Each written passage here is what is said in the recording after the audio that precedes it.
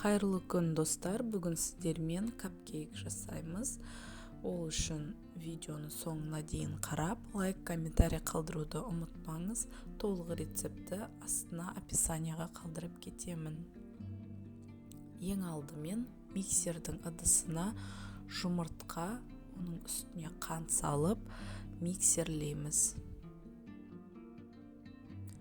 Аппақ болып көтерілгеннен соң ерітілген сары майды құямыз.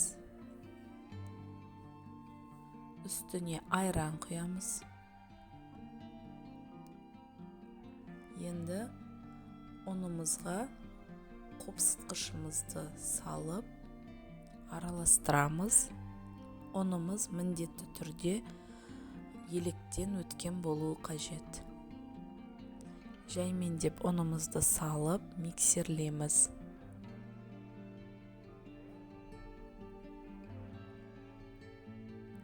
Миксерлеп болған соң шетін бір жинап араластырамыз. Осы рецепттен 12 капкейк шығады. Көріп тұрғандарыңыздай осындай капкейктің қағазына пісірдім. Арнайы кекс пісіретін формочкаға да пісірсеңіздер болады. Енді қызып тұрған пеште 200 градуста 25-30 минут пісіреміз. Пісіп жатқан кезде кремімізді дайындаймыз. Творожный сырымызға қант ұнтағын саламыз.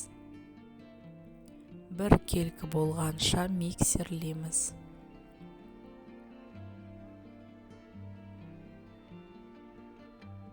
Арасында түйіршіктері қалмау керек.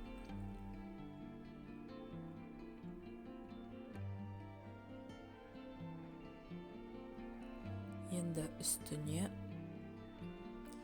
салқын кілегейімізді қосамыз. Кілегей бізде міндетті түрде 33-35% болуы қажет.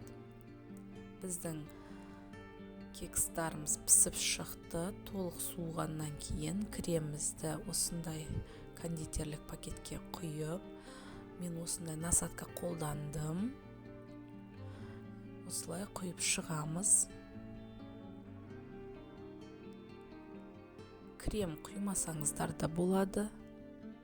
Қонаққа қоятын болсаңыздар, осылай крем құйып, бетін әсемдеп қойсаңыздар өте керемет.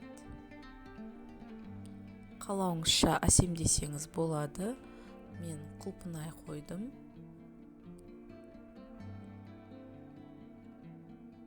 Сіздер де жасап көріңіздер. Қонаққа қойғанға өте әдемі. Баршаңызға ас болсын.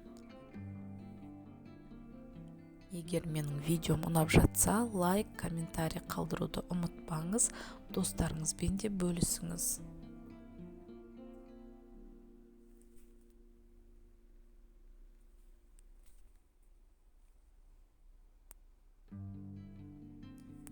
Міне сіздерге крем құйылмаған түрін арасын көрсетемін.